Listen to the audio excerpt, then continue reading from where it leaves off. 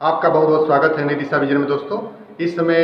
4 अक्टूबर को जैसा कि आप लोगों को संज्ञान में है कि टीटी का नोटिफिकेशन आएगा,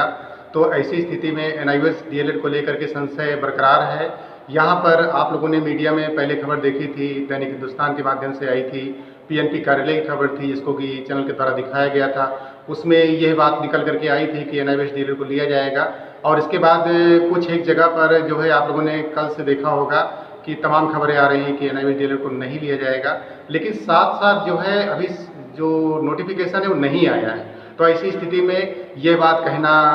कहीं से भी मीडिया के द्वारा कि एनआईओएस डीएलएड को नहीं लिया गया है, ये पूरी तरह से गलत है। अभी इस बारे में कुछ भी फाइनल नहीं है, संशय बरकरार है। यह बात आपको जो है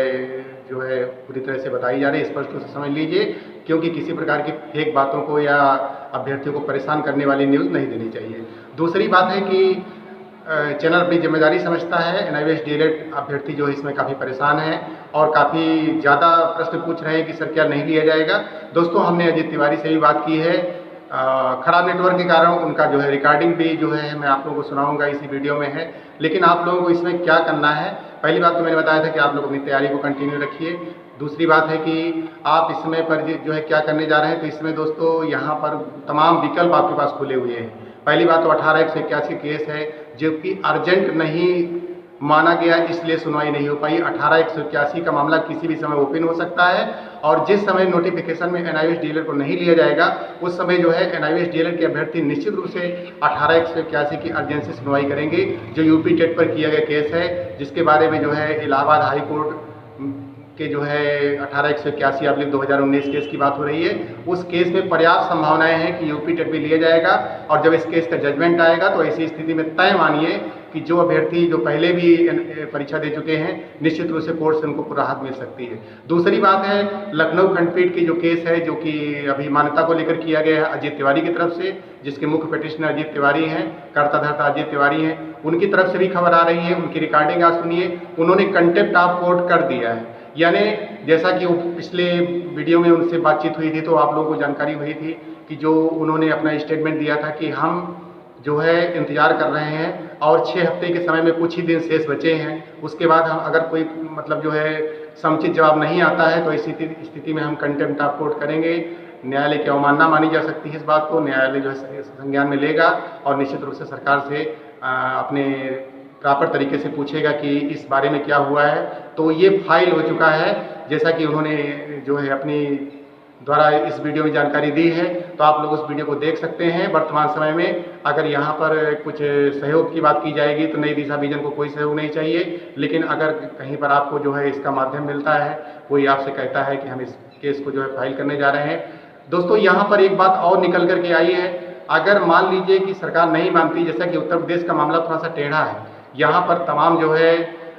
संगठन है, तमाम प्रकार की जो है जो शिक्षक सेवा नियमावली है उसमें कुछ डिफरेंस है, तो इस कारण मैंने बताया था कि संशोधन हो सकता है। अभी कुछ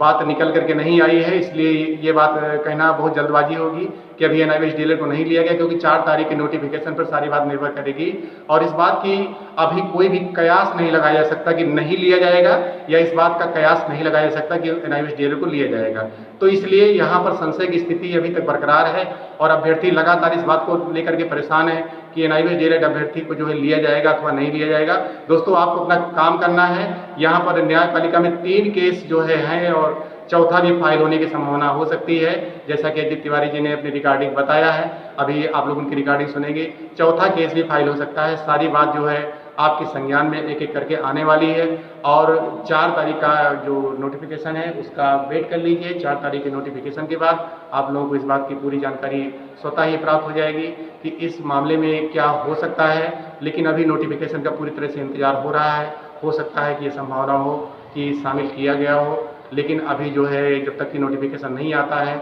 4 अक्टूबर का, तब तक जो है अभी इस बात का कयास ही लगाया जा सकता है। कुछ भी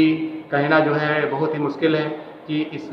ऊँट किस करवट बैठेगा, लेकिन ये संभावना पूरी तरह से जताई जा रही है कि यहाँ पर